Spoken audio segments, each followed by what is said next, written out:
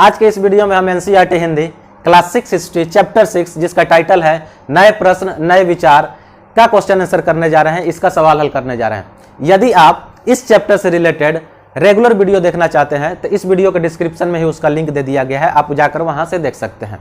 यदि आप इतिहास सीखना चाहते हैं, समझते हुए सीखना चाहते हैं, इतिहास रटना नहीं चाहते हैं, तो मेरे चैनल को सब्सक्राइब करें। मैं आकिब जावेद अपने यूट्यूब चैनल लर्निंग इंस्टीट्यूट में आप सबका स्वागत करता हूं। चलिए क्लास की शुरू करते हैं और देखते हैं पहले क्वेश्चन के अंतर्गत हमें क्या सवाल को हल करना है। पहले क्वेश्चन में आपसे पूछ रहा है कि बुद्ध ने लोगों तक अपने विचारों का प्रसार करने के लिए किन किन बातों पर जोर दिया। दरअसल ये सवाल आपसे ये पूछ रहा है कि आखिर बुद्ध ने कौन कौन सी शिक्षाएं दी, या बुद्ध की कौन कौन सी सबसे महत्वपूर्ण शिक्षाएं थी, कौन कौन सी ज्ञान जो है आपको बुद्ध ने दिया, उसके बारे में यह सवाल आपसे पूछ रहा है। तो चलिए हम शुरुआत करते हैं। सबसे पहले जो इस बुक में दिया हुआ है वहीं से उसकी शुरुआत करते हैं। सबसे पहले बुद्ध क्या कहते हैं दुख के बारे में। दरअसल बुद्ध जो थे इस वजह से काफी परेशान रहते थे, बचपन से ही परेशान रहते थे कि अक्सर वो लोगों को देखते थे कि हर व्यक्ति जो है दुख में है। तो उन्होंने इसका पता करने के लिए कि आखिर दुख क्या है, दुख का कारण क्या है, इसी के लिए उन्होंने घर छोड़ा, तपस्या की और बाद में उनको ज्ञान की प्राप्ति हुई।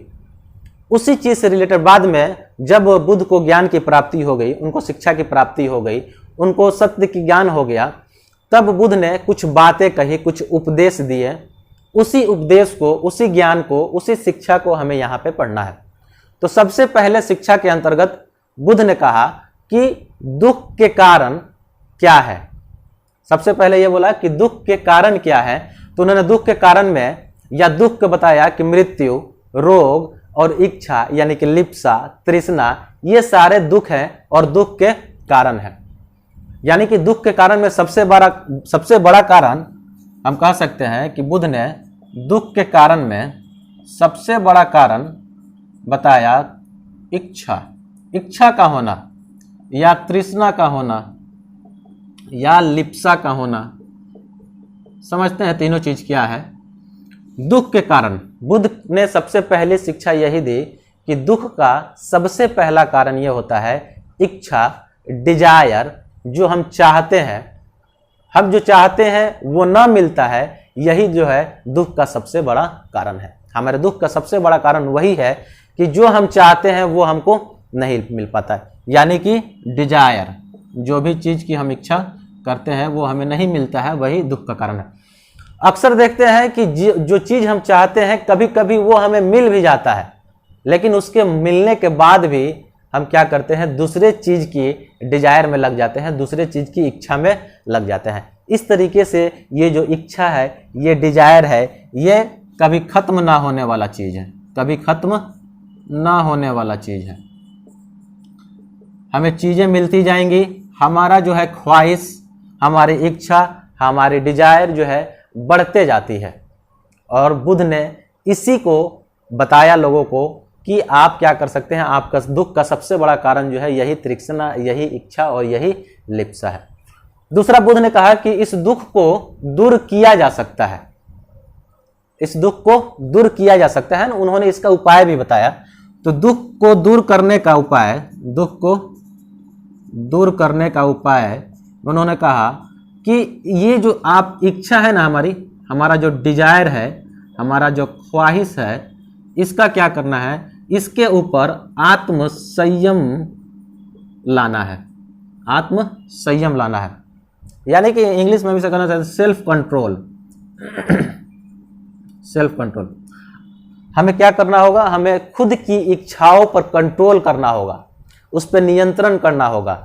और अपनी इच्छाओं पे नियंत्रण करके, अपने डिजायर पर नियंत्रण करके हम क्या कर सकते हैं, हम इच्छा को मार सकते हैं। और इच्छा ही जो है दुख का कारण है। जब हम इच्छा को ही कंट्रोल कर लेंगे तो दुख का कारण भी खत्म हो जाएगा। तो इस तरीके से हम देख पा रहे हैं कि उन्होंने कहा दुख को दूर करने का सबसे बड़ा आसान काम क्या है कि इच्छा जो है, डिजायर जो है, उसको कम कर देना है।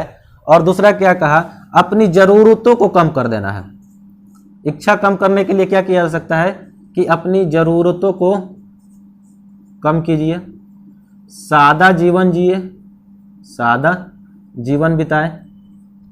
इस तरीके से आप जो है अपनी इच्छाओं पर कंट्रोल कर सकते हैं, नियंत्रण कर सकते हैं और दुख से बाहर निकल सकते हैं।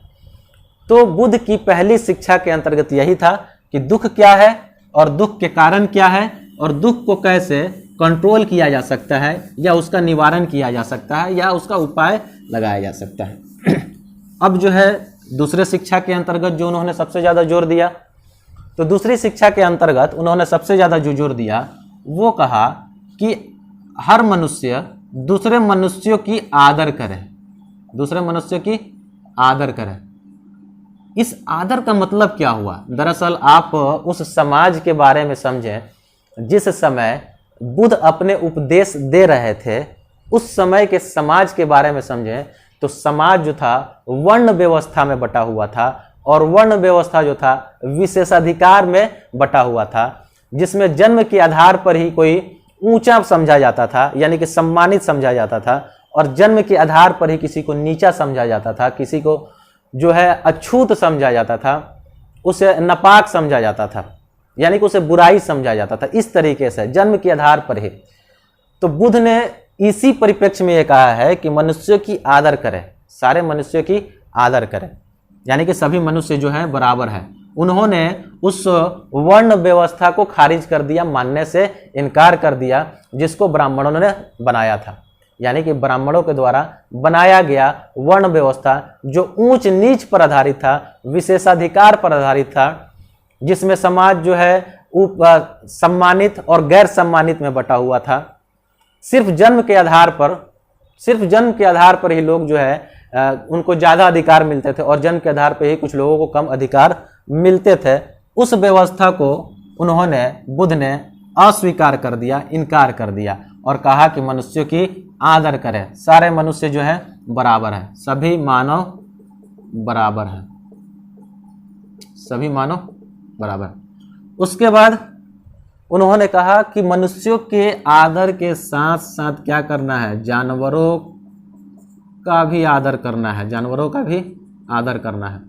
यानी कि हम कह सकते हैं जानवरों का आदर करने का मतलब जानवरों की हत्या ना करें, जानवरों की हत्या ना करें, जानवरों के साथ अहिंसा वाला व्यवहार ना करें, अहिंसा वाला व्यवहार ना करें। पशु बलि, जो बलि चढ़ाया जाता था, पशुओं की बलि ना चढ़ाया जाए, ये इन चीज़ों का ज्ञान उन्होंने दिया। उन्होंने कहा कि मनुष्यों का आदर तो करे ही करे, उसके अलावा आपको क्या करना है कि उसके अलावा आपको जानवरों का भी आदर करना है।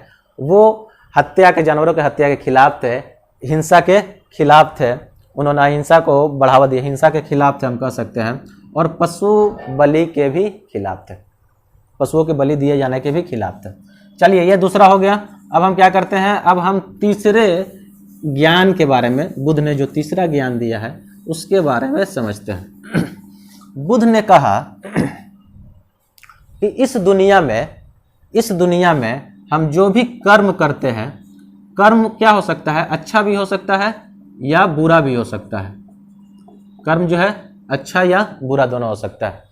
इस दुनिया में हम जो भी कर्म करते हैं, चाहे अच्छा चाहे बुरा, इस कर्म का फल जो है, इस कर्म का फल जो है हमें इसी दुनिया में या दूसरी दुनिया में इसका प्रभाव जो है पड़ता है। यानी कहने का मतलब जो है कि बुद्ध का कहने का मतलब ये था कि आज जो हम काम करते हैं, चाहे अच्छा करें चाहे बुरा करें, इसका प्रभाव आपके इस जिंदगी में, जो इस जिंदगी में जी रहे हैं और इस जिंदगी के बाद आने वाला जो जिंदगी है उसको भी प्रभावित करेगा, इफेक्ट करेगा। इस तरीके से हम कह सकते हैं कि बुद्ध को दूसरे जिंदगी में भी या पुनर्जन्म में भी क्या था, विश्वास था। देख सकते हैं ना, दूसरी दुनिया का मतलब क्या हुआ, पुनर्जन्म में भी विश्वास था। बुद्ध को पुनर्जन्म में भी विश्वास था। अच्छे और बुरे कर्म में तो उनका विश्वास था ही, लेकिन इस अच्छे और बुरे कर्म का दूसरे दुनिया में भी प्रभाव पड़ेगा, उसका भी विश्वास जो था महात्मा बुद्ध का था, और उन्होंने इसका ज्ञान दिया। आपने देखा कि इस वीडियो के अंतर्गत हमने क्वेश्चन को काफ़ी विस्तार से जो है एक्सप्लेन किया है। मैंने जब वीडियो को शुरू किया उसी समय आपसे कहा कि यदि आप इतिहास सीखना चाहते हैं, रटना नहीं चाहते हैं, बल्कि समझते हुए सीखना चाहते हैं, कंसेप्ट बेस्ड स्टडी चाहते हैं, तो मेरे चैनल को सब्सक्राइब करें, वीडियो को लाइक करें, कमेंट करें और ज़्यादा से ज़्यादा जो है इसको शेयर करें। तो यहाँ पे हमने न सिर्फ क्वेश्चन को हल किया, बल्कि हमने महात्मा बुद्ध के बारे में, या महात्मा बुद्ध ने जो ज्ञान दिए थे, जो शिक्षा हमें दी थी, उनके बारे में भी हमने इस वीडियो के अंतर्गत, इस क्वेश्चन के अंतर्गत जाना। अब हम दूसरे नंबर क्वेश्चन को सॉल्व करते हैं। दूसरा नंबर क्वेश्चन में हमें क्या करना है कि इसमें आपसे कह रहा है कि सही व गलत वाक्य बताओ। यानी कि जो चैप्टर आपने पढ़ा है बुद्ध और जैन के बारे में, चैप्टर नंबर 6 जो पढ़ा है, उसके बारे में कुछ वाक्य दिया हुआ है और आपसे पूछ रहा है कि ये जो वाक्य दिए हुए हैं क ख ग घ अंग करके जो वाक्य दिए हुए हैं, इनमें से कौन सा सही है या कौन सा गलत है, आपको वाक्य का चुनाव करना है। चलिए हम पहले यानी क से इसकी शुरुआत करते हैं। क में कह रहा है कि बुद्ध ने पशु बलि को बढ़ावा दिया। तो ऐसा नहीं है, बुद्ध ने पशु बलि को बढ़ावा नहीं दिया, बल्कि क्या कहा हम उसको देखते हैं। यानी कि ये वाला गलत है। ये जो कथन है कि बुद्ध ने पशु बलि को बढ़ावा दिया, ये बिल्कुल गलत है। देखते हैं कि बुद्ध ने कहा क्या। बुद्ध ने कहा कि सभी मनुष्यों का क्या करना चाहिए, आदर करना चाहिए। यानी कि सभी मनुष्यों का आदर होना चाहिए। और इसके साथ साथ क्या कहा कि सभी जानवरों का भी आदर होना चाहिए, सभी जानवरों का भी आदर होना चाहिए। यानी कि बुद्ध जो थे क्या कहते थे कि जानवरों के खिलाफ होने वाला हिंसा के खिलाफ थे। जानवरों के खिलाफ होने वाला जो हिंसा था, जानवरों के खिलाफ होने वाला जो हिंसा था, हिंसा के खिलाफ थे। अक्सर होता क्या था ना, पूरी बात समझते हैं कि बुद्ध जिस वक्त जिस टाइम में उपदेश दे रहे थे, अपना ज्ञान बांट रहे थे, वो समय जो था उत्तर वैदिक काल का समय कहा जा सकता है। और उस समय बड़े बड़े यज्ञ किए जाते थे और उन यज्ञों में जानवरों की पशु बलि दी जाती थी, यानी उनका बलि चढ़ाया जाता था। उन यज्ञों में बहुत बड़ी संख्या में संसाधनों का नुकसान होता था या संसाधनों का उपयोग किया जाता था, और उसमें एक बहुत बड़ी संख्या में जानवरों की बलि दी जाती थी, उनकी बलि चढ़ाई जाती थी। दरअसल बुद्ध इन बलि के खिलाफ थे, इन पशुओं के बलि के खिलाफ थे। इसीलिए उन्होंने कहा कि सभी जानवरों का आदर होना चाहिए। वो हिंसा के खिलाफ थे, यानी कि जानवरों की हत्या के खिलाफ थे, जानवरों की हत्या के खिलाफ थे। इस तरीके से हम देख पा रहे हैं कि ये वाला जो ऑप्शन दिया हुआ है कि बुद्ध ने पशु बलि को बढ़ावा दिया, ये गलत है। नहीं, बढ़ावा नहीं दिया उन्होंने कहा कि पशु बलि जो है क्या है, खराब चीज है, इसको पशु बलि नहीं होना चाहिए, पशुओं की हत्या नहीं होना चाहिए। अब ख देखते हैं। बुद्ध द्वारा प्रथम उपदेश सारनाथ में देने के कारण इस जगह का बहुत महत्व है। बात सही है। बुद्ध जहां भी गए और जहां उन्होंने कुछ खास काम किए, वो जगह जो है बौद्ध धर्म से ज़्यादा रिलेटेड है और तीर्थ स्थल के रूप में उसको ज़्यादा इंपॉर्टेंस दिया जाता है। जैसे बुद्ध का जन्म कहाँ हुआ, बुद्ध को ज्ञान की प्राप्ति कहाँ हुई, बुद्ध ने सबसे पहले उपदेश कहाँ दिए, और बुद्ध की मृत्यु कहाँ हुई, ये सारे जगह जो है काफ़ी महत्व के हैं। बौद्ध धर्म में इन सारे जगहों का महत्व है। तो थोड़ा सा हम देख लेते हैं बुद्ध के बारे में कि बुद्ध का जन्म कहाँ हुआ। तो बुद्ध का जन्म जो हुआ कपिलवस्तु के लुम्बिनी वन में हुआ। लुम्बिनी ये कहाँ है, तो ये वर्तमान में नेपाल का जो तराई का इलाका है या हिमालय का तराई का जो इलाका है वो जगह है कपिलवस्तु। ये जगह भी काफ़ी इंपॉर्टेंस है क्योंकि महात्मा बुद्ध का जन्म यहाँ पे हुआ था। महात्मा बुद्ध की ज्ञान की प्राप्ति कहाँ हुई, तो महात्मा बुद्ध की ज्ञान की प्राप्ति जो है बोध गया में हुई। बोध गया के नज़दीक एक जगह है बोध गया। उसी बोध गया में पीपल के पेड़ के नीचे कई दिनों तक तपस्या करने के बाद जो है बुद्ध को ज्ञान की प्राप्ति हुई। तो ये बोध गया वाला जो जगह है ये भी काफ़ी बौद्ध धर्म में महत्व रखता है। ठीक उसी तरीके से ज्ञान की प्राप्ति हो गई अब जब ज्ञान की प्राप्ति हो गई तो इनको उपदेश भी देना था, लोगों तक ज्ञान को पहुंचाना भी था। तो सबसे पहला अपना ज्ञान इन्होंने जो दिया वाराणसी के नज़दीक एक जगह है सारनाथ, सारनाथ में इन्होंने ज्ञान दिया। इसलिए सारनाथ जगह भी जो है बौद्ध धर्म में काफ़ी फेमस जगह है। ठीक उसी तरीके से कुशीनगर, या जिसे उस समय कुशीनारा भी कहा जाता था, यूपी का आज का इलाका है जो बिहार से सटा हुआ है। ये जगह भी, यहाँ पे महात्मा बुद्ध की मृत्यु हो गई और मृत्यु होने की वजह से भी कुशीनगर जो शहर है या जो जगह है वो बौद्ध धर्म को लेकर या बौद्ध मानने वाले जो लोग हैं उनके वजह से इन सारे जगहों का काफ़ी इम्पोर्टेंस है। क्योंकि ये सारे जगह जो हैं कपिलवस्तु, बोधगया, सारनाथ और कुशीनारा ये बौद्ध धर्म से या बुद्ध के जीवन से जुड़े हुए हैं, इसलिए इन जगहों का बौद्ध धर्म में काफ़ी महत्व है। हमारा सवाल ये था कि बुद्ध द्वारा प्रथम उपदेश सारनाथ में देने के कारण इस जगह का बहुत महत्व है। सही बात है, ये ख जो है सही है, इसका काफ़ी ज़्यादा महत्व है। अब हम जो है नेक्स्ट क्वेश्चन को देखते हैं। बुद्ध ने शिक्षा दी कि कर्म का हमारे जीवन पर कोई प्रभाव नहीं पड़ता। सबसे पहले तो कह लेते हैं कि यह बात गलत है, बुद्ध ने ऐसी कोई बात नहीं कही। बुद्ध ने क्या कही थी हम उसको समझते हैं। इसमें दिया हुआ है कि बुद्ध ने शिक्षा दी कि कर्म का हमारे जीवन पर कोई प्रभाव नहीं पड़ता, लेकिन ऐसा नहीं है। बुद्ध ने कहा कि इस जीवन में हमारे द्वारा किया गया हर कर्म जो चाहे अच्छा हो चाहे बुरा हो, उसका इस जिंदगी में और आने वाली जिंदगी में उसका प्रभाव पड़ता है। यानी कि कर्म का प्रभाव, इफेक्ट इस दुनिया में पड़ेगा, आने वाला जो दुनिया है उसमें भी पड़ेगा। इस तरीके से बौद्ध का विश्वास जो था पुनर्जन्म में भी था और बौद्ध का विश्वास जो था कर्म पे भी था कि कर्म के आधार पर ही उसका फल मिलता है। यानी कि आप जैसा कर्म करेंगे आपको वैसा फल मिलेगा, कर्म चाहे अच्छा हो या बुरा। बुद्ध ने यही कहा, अच्छा हो या बुरा, इस दुनिया में आप कर्म करें, अच्छा करें या बुरा, इस कर्म का फल या इसका प्रभाव आपको इस दुनिया में भी देखने को मिलेगा, इसी दुनिया में, और आने वाला जो दुनिया है मौत के बाद दूसरी दुनिया, उसमें भी आपको इस दुनिया में जो काम आप किए हैं उसका इम्पैक्ट, उसका फल, उसका प्रभाव आपको देखने को मिलेगा।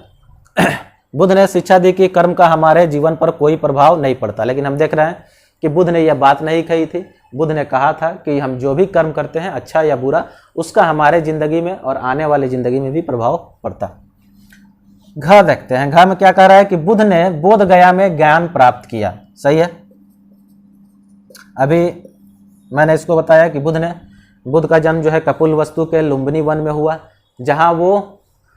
जहाँ नेपाल की तराई में यानी कि हिमालय की तराई के इलाका है, वहाँ पे उनका जन्म हुआ कपिलवस्तु में। दूसरा, उसके बाद बोध गया में ज्ञान की प्राप्ति हुई। बोध गया में, गया के नज़दीक एक जगह है बोध गया, वहाँ पे ज्ञान की प्राप्ति हुई। उसके बाद सारनाथ में उन्होंने उपदेश दिया और कुशीनारा यानी कुशीनगर में जाकर उनकी मृत्यु हो गई। तो ये वाला भी सही है कि बुद्ध ने बोध गया में ज्ञान की प्राप्ति की। सही बात है, पीपल के पेड़ के नीचे तपस्या करने के बाद, कई दिनों तक तपस्या करने के बाद उनको जो है ज्ञान की प्राप्ति होती है। अब देखते हैं जो है अंग। उपनिषदों के विचारकों का मानना था कि आत्मा और ब्रह्म वास्तव में एक ही है। ये पहले मान लेते हैं कि ये सही है, ये सही है। उपनिषद के जो विचारक थे उनका यही मानना था कि जो आत्मा है और जो ब्रह्म है दोनों एक ही है। समझते हैं इसको। ठीक उसी समय में जब बुद्ध अपना उपदेश दे रहे थे या उससे थोड़ा सा पहले, यानी कि बुद्ध के जन्म से थोड़ा सा पहले या बुद्ध जब उपदेश दे रहे थे उससे थोड़ा सा पहले का समय है उपनिषद का समय। उपनिषद क्या है? उपनिषद एक उत्तर वैदिक ग्रंथ है, उत्तर वैदिक ग्रंथों में से एक ग्रंथ है, उत्तर वैदिक ग्रंथों में से एक ग्रंथ है। उत्तर वैदिक ग्रंथ और कौन कौन है? तो प्रीवियस क्लास में मैंने पढ़ाया था यजुर्वेद, सामवेद और अथर्ववेद। वेद 4 है। पहला वेद जो है ऋग्वेद है और दूसरा जो है दूसरा, तीसरा, चौथा यजुर्वेद, सामवेद और अथर्ववेद है। और ये तीनों जो है उत्तर वैदिक काल के ग्रंथ हैं। उपनिषद भी उत्तर वैदिक काल के ग्रंथ हैं। उपनिषद का मतलब होता है ना कि अपने शिक्षक के पास बैठना, अपने गुरु के समीप बैठना। अब देखते हैं कि उपनिषद में होता क्या है। तो उपनिषदों में हुआ क्या कि जब बुद्ध ज्ञान दे रहे थे, ठीक वो जो समय था, वो दरअसल समाज जो है बड़ी तेजी से बदल रहा था। बड़े बड़े शक्तिशाली राजा जो है अब सामने आ गए थे। 1000 सालों के बाद जो है शहर बन रहे थे और गांव में भी बड़ी तेजी से बदलाव आ रहा था। इस समय लोग कुछ सवालों को लेकर काफी ज्यादा परेशान थे और उसकी खोज में लगे हुए थे, उस ज्ञान की खोज में लगे हुए थे कि कौन से ऐसे सवाल थे जिनके वजह से लोग परेशान थे। तो आखिर इस जिंदगी का, जो हम जिंदगी जी रहे हैं, इस जिंदगी का वास्तविक मतलब क्या है, इसका उद्देश्य क्या है, इसका अर्थ क्या है। आखिर हमें भगवान ने, अल्लाह ने, ईश्वर ने आखिर हमको पैदा किया, क्यों किया है, लोग ये जानना चाहते थे। दूसरा, लोग ये भी जानना चाहते थे कि इस जिंदगी के बाद जो दूसरा जिंदगी आने वाला है, उस जिंदगी के बारे में भी जानना चाहते थे। यानी कि मौत के बाद का जो वक्त है, जो समय है, उसके बारे में लोग जानना चाहते थे। ये वही समय है जो जब लोग जो है मौत के बाद का भी समय के बारे में जानना चाहते थे। और इस समय लोग ये भी जानना चाहते थे कि आखिर जो ये यज्ञ किए जाते हैं, जो ये यज्ञ को उस समय लोग जो है लगभग यज्ञ से लोगों का विश्वास उठ रहा था, लोग इसे कर्मकांड मानते थे। तो यज्ञ में जो इतने सारे खर्चे किए जाते हैं, इतने सारे संसाधन जो है खर्च किए जाते हैं, आखिर इसकी उपयोगिता क्या है, आखिर इससे हमको मिलने वाला क्या है, इस बारे में लोग जो है जानना चाहते थे, समझना चाहते थे। उसी समय में ये जो लोग इन बातों पर सोच रहे थे, विचार विमर्श कर रहे थे, ध्यान केंद्रित कर रहे थे, इनमें से अधिकांश लोगों का ये मानना था कि कुछ तो ऐसा है जो अस्थाई है, कुछ तो ऐसा है जो अस्थाई है, यानी कि परमानेंट है, जो इस जीवन में भी है और इस जीवन के बाद भी है। इसी समय में जब लोग इस तरीके के सवाल खोज रहे थे, तलाश कर रहे थे, उसी समय में लोग जो इस तरीके के सवालों को खोज रहे थे, उनका मानना था कि कुछ तो ऐसा है जो इस जीवन में भी है और आने वाले जीवन में भी, यानी कि अस्थाई है, परमानेंट। उससे ही लोग आत्मा कहते थे, उसे लोग आत्मा कहते थे। और आत्मा को ही बहुत सारे विद्वान जो है ब्रह्म कहते थे। यानी कई लोगों को इसमें मानना था कि आत्मा वही है जो ब्रह्म है और ब्रह्म वही है जो आत्मा है। तो इस तरीके का कंसेप्ट जो था उस समय चल रहा था। अब फिर आते हैं हम अपने सवाल पे। उपनिषदों के विचारकों का मानना था कि आत्मा और ब्रह्म वास्तव में एक ही है। अधिकांश, 100% नहीं, लेकिन अधिकांश विद्वानों का और विचारकों का, जो थिंकर्स थे, उनका मानना था कि आत्मा वही है जो ब्रह्म है और ब्रह्म वही है जो आत्मा है, यानी कि दोनों एक ही है। इस तरीके से ये भी सही है। फिर से आपको एक बार रिमाइंड करा दें कि आपसे मैंने इस क्लास की शुरुआत में ही कहा था, यदि आप इतिहास रटना नहीं चाहते बल्कि समझते हुए सीखना चाहते हैं, कंसेप्ट बेस्ड स्टडी चाहते हैं, तो मेरे चैनल को सब्सक्राइब करें। फिर आपसे कहेंगे कि चैनल को तुरंत सब्सक्राइब करें, वीडियो को लाइक करें, कमेंट करें और ज़्यादा से ज़्यादा जो है इसको अपने दोस्तों में शेयर करें। अब हम क्वेश्चन नंबर 3 को सॉल्व करते हैं और देखते हैं कि क्वेश्चन नंबर 3 में क्या दिया हुआ है। तो क्वेश्चन नंबर 3 में आपसे सवाल कर रहा है, उपनिषदों के विचारक किन प्रश्नों का उत्तर देना चाहते थे। तभी प्रीवियस क्वेश्चन के अंतर्गत ही हमने इसको समझा था। फिर एक बार देख लेते हैं, रिवीजन हो जाएगा कि उपनिषदों के विचारक किन प्रश्नों का उत्तर देना चाहते थे। तो उपनिषद के जो विचारक थे वो समझना चाहते थे कि आखिर जिंदगी का उद्देश्य क्या है। अगर भगवान ने हमको, अल्लाह ने हमको, गॉड ने हमको ज़िंदगी दिया है तो ज़िंदगी का उद्देश्य क्या है, आखिर किस पर्पस से हमको पैदा किया गया है, आखिर हमारा पर्पस क्या है इस ज़िंदगी में आने का या ज़िंदगी जीने का या पैदा होने का, हमारा उद्देश्य क्या है। हम नॉर्मल हमारी यही समझ होती है कि कोई भी चीज़ बिना किसी वजह के नहीं पैदा है, उसका कोई ना कोई काम है, उसका कोई ना कोई वजह है पैदा होने का, उसका रीज़न है। तो मानो भी अपने खुद के पैदा होने पर क्या करता है, उसके उद्देश्य की खोज करता है और वो जानना चाहता है कि आखिर ये जो जिंदगी है इसका उद्देश्य क्या है, जिंदगी का उद्देश्य क्या है, इसका मकसद क्या है। पहला चीज ये। उपनिषदों के जो विचारक थे, जो विद्वान थे, वो ये भी जानना चाहते थे कि मौत के बाद के जिंदगी बारे में जानना चाहते थे। मौत के बाद के जिंदगी के बारे में जानना चाहते थे कि आखिर मौत के बाद की जिंदगी क्या होगी, उसके बारे में जानना चाहते थे। और तीसरा, इस प्रश्नों पर भी विचार करते थे कि जो यज्ञ हो रहे हैं, यज्ञ की उपयोगिता क्या है, यज्ञ की उपयोगिता क्या है। दरअसल इस समय में बड़े बड़े यज्ञ किए जाते थे और इन यज्ञों में बहुत ज़्यादा संसाधन का इस्तेमाल होता था, रिसोर्सेस का इस्तेमाल होता था, या यूं कहें कि इन रिसोर्सों का नुकसान होता था। तो लोग जानना चाहते थे कि अगर यह यज्ञ होता है तो इसका कोई फायदा भी है या यूं ही जो है इसका यज्ञ किया जाता है, या इसकी कोई उपयोगिता है। लोग इस बारे में जानना चाहते थे। तो कुछ यही सवाल थे जिनके बारे में उपनिषद को लोग जानना चाहते थे। वो चर्चा करना चाहते थे आत्मा और ब्रह्म के बारे में भी वो विचार करते थे, उसके बारे में भी उनको सवाल चाहिए था।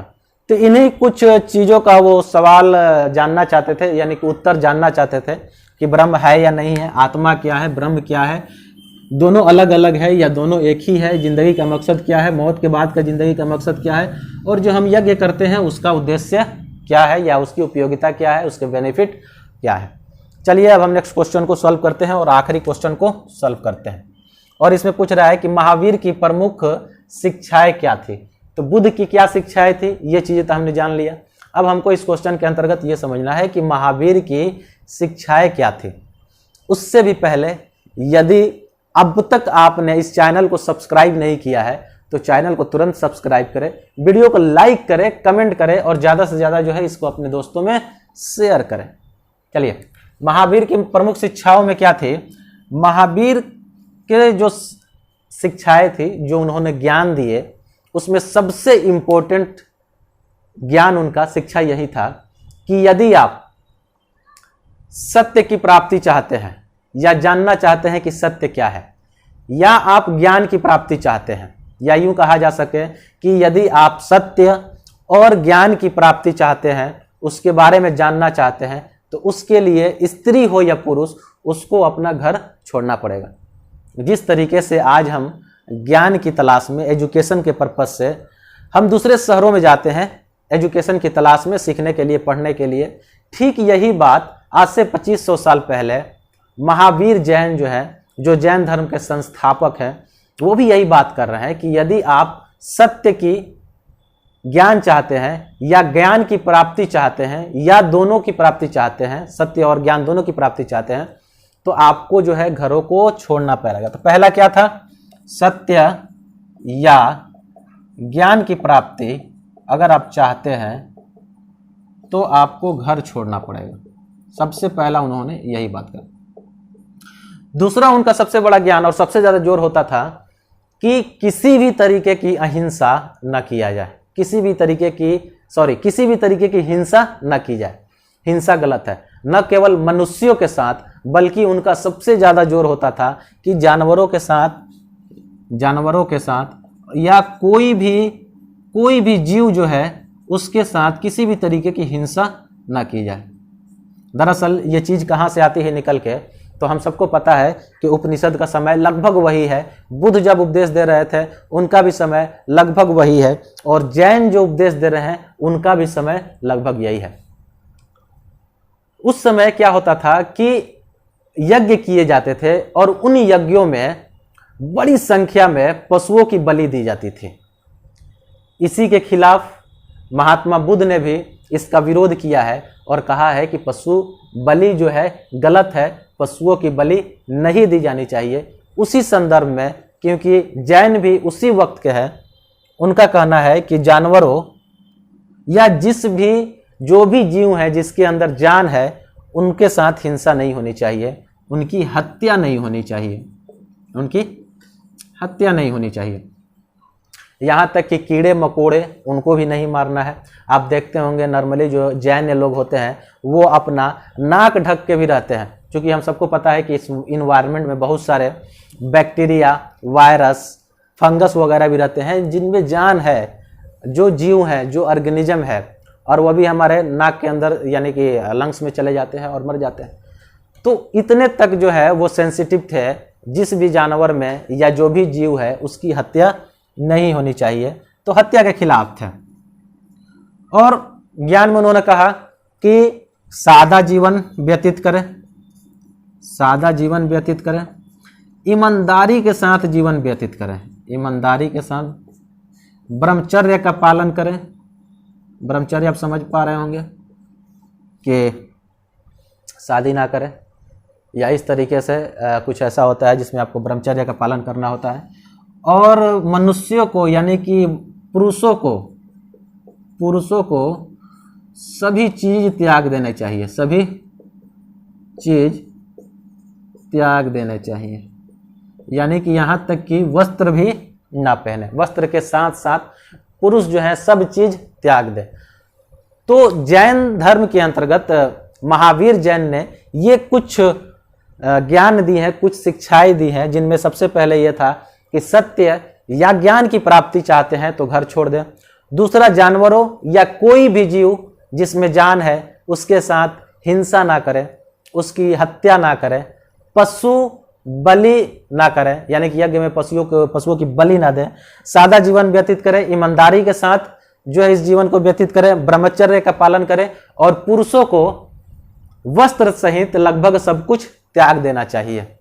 तो आज के इस वीडियो के अंतर्गत इतना ही। आपसे मिलते हैं नेक्स्ट वीडियो में। Thank you.